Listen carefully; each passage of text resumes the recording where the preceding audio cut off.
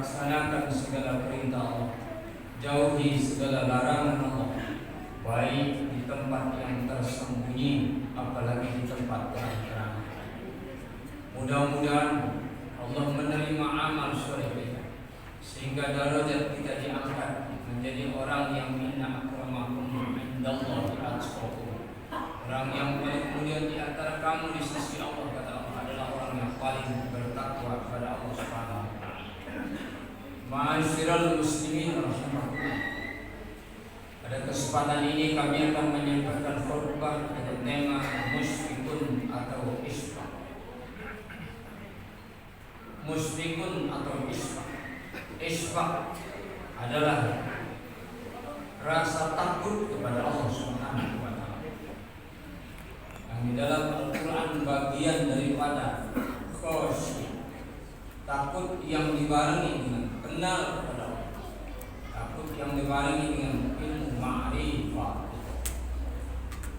Orang yang takut dibarengi dengan ma'rifatullah ini adalah orang-orang yang sudah memiliki isbah. Isbah adalah sifat kehati-hatian, kewaspadaan. Jangan sampai amal soleh yang kita lakukan ini cacat, baik secara lahir maupun batin. Baik ibadah kita hablum minallah maupun hablum minannas.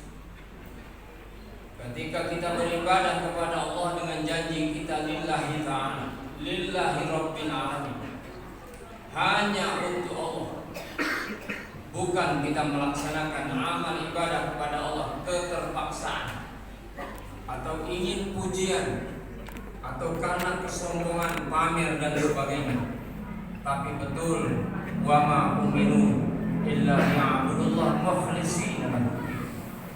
Kita betul-betul membersihkan jiwa kita, bersih dari rasa kesyirikan, walaupun khofi ringan sekali.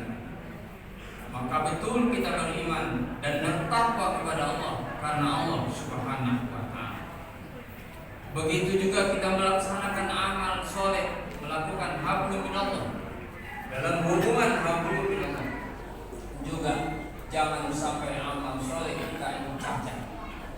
Maka kita berwaspada, hati-hati. Jiwa kita selalu terpaut, terhubung kepada Allah Subhanahu wa taala.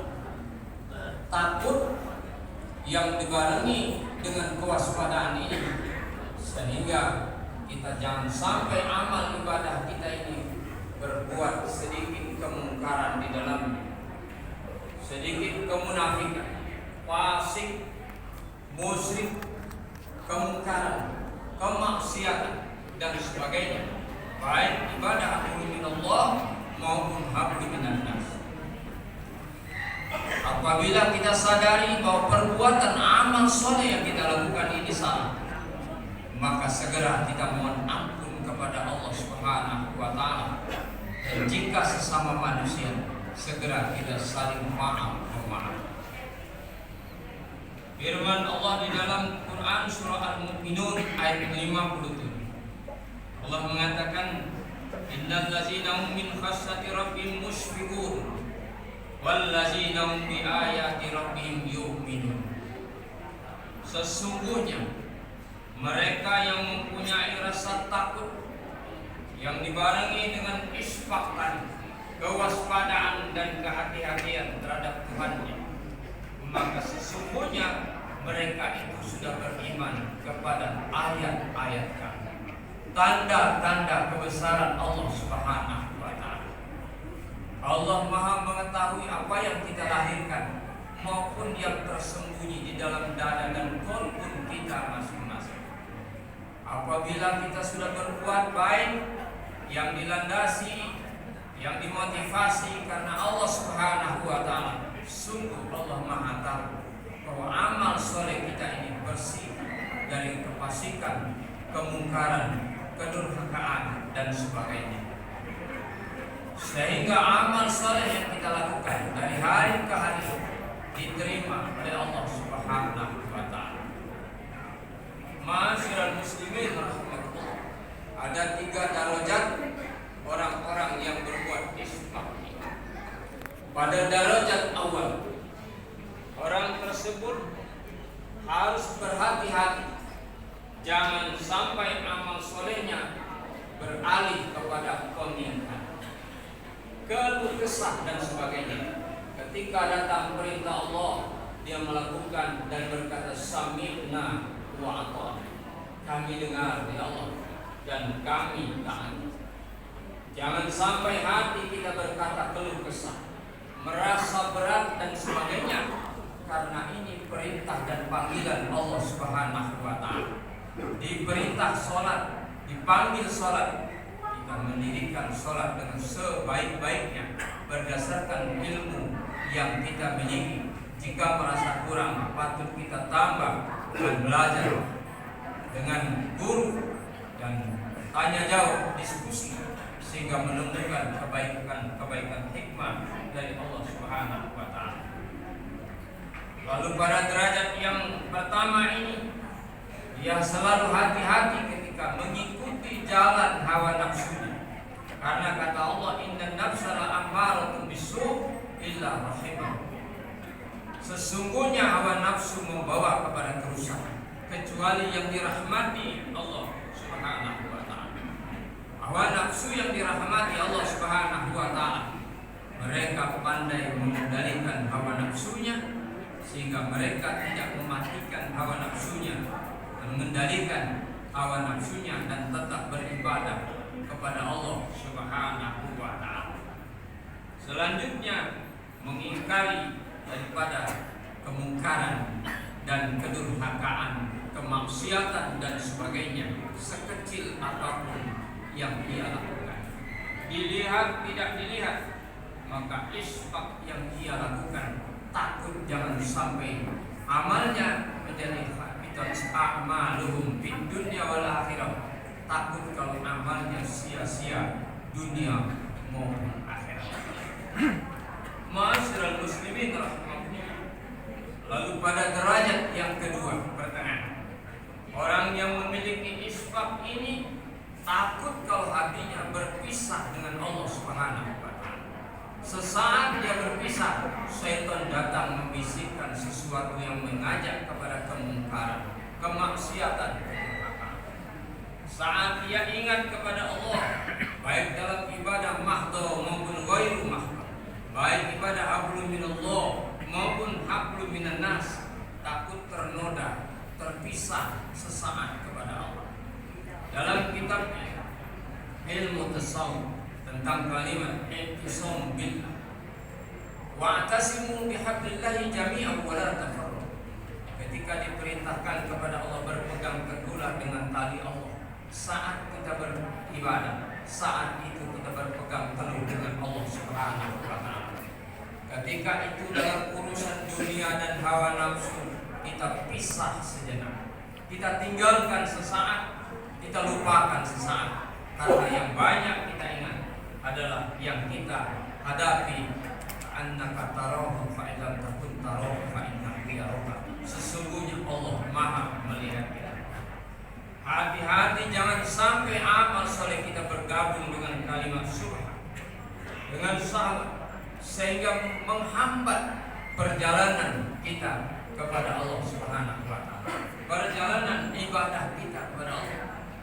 Dalam sebuah hadis diceritakan oleh Rasulullah sallallahu alaihi wasallam, amal soleh seseorang ini akan terhambat di langit 1 sampai ke 7 jika memiliki penyakit. Yang pertama ghibah, kedua tidak punya kasih sayang, ketiga bohong, keempat ujub, kelima hasad, yang keenam adalah riya, dan ketujuh takabur. Jika punya sifat-sifat tersebut, maka amal soleh kita dicek oleh malaikat hafazah yang membawa memelihara amal kita, maka terhambatlah di langit 1 sampai ke 7 sampai bersih hati kita, baik hablum minallah maupun hablum minan nas, barulah diterima Allah Subhanahu wa taala. Ma'asyiral muslimin rahimakumullah. Lalu derajat isfaq yang ketiga adalah menjaga diri kita, jangan sampai kita memiliki sifat ujub. Sifat ujub ini ta'jub, Tanya itu karena biasanya selalu ingin dipuji. Tidak ada orang yang memuji, maka dia memuji dirinya sendiri. Apabila kita memuji orang lain dan pujian itu benar, maka bolehlah kita memuji, tapi tidak boleh berulang dan berlebih-lebihan.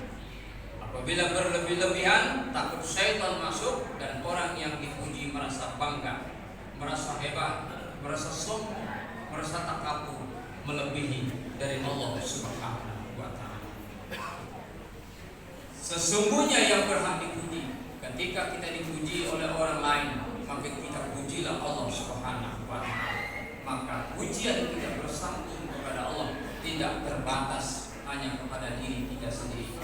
Apabila terbatas pada diri kita sendiri, maka syaitan datang membisikkan, engkaulah yang paling hebat di muka bumi ini, engkaulah yang paling kaya, engkaulah yang paling luar biasa, dan sebagainya, sehingga kita terangkat. Maka pujian itu sesungguhnya menjatuhkan kita sendiri, apalagi di hadapan Allah Subhanahu wa Ta'ala. Mereka selalu menjaga kesungguhan. Wallazina jahadu fina lanahdiyannahum subulana. Siapa yang sungguh-sungguh berada di jalan kami, maka kami akan memberikan petunjuk di jalan itu. Tanpa kesungguhan berarti kita tidak dapat tambahan dari Allah Subhanahu wa Ta'ala berupa yang namanya kemuliaan, maunah, karomah, dan sebagainya. Sehingga nilai-nilai amal kita, nilai-nilai akhlak yang kita lakukan, baik hablum minallah maupun hablum minan nas, akan diterima oleh Allah Subhanahu wa Ta'ala. Ma'asyiral muslimin rahimakumullah. Dari sinilah tumbuh saat kita beribadah, tumbuh rasa kekhusyukan di hadapan Allah Subhanahu wa Ta'ala. Khusyuk itu artinya tunduk hati kita, taat hati kita kepada Allah Subhanahu wa Ta'ala di mana saja kita berada. Karena sholat itu tidak hanya di masjid, tapi manfaat dari sholat itu kita amalkan menjadi di luar masjid. Ketika di masjid kita takut kepada Allah, di luar masjid pun kita beraktivitas tetap takut kepada Allah Subhanahu wa Ta'ala.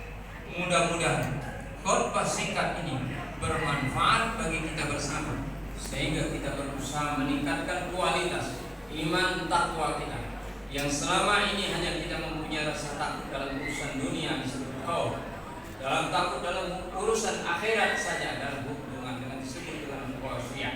Tapi kali ini kita tumbuh kewaspadaan dan kehati-hatian, takut amal kita salah, takut kalau amal kita tidak diterima Allah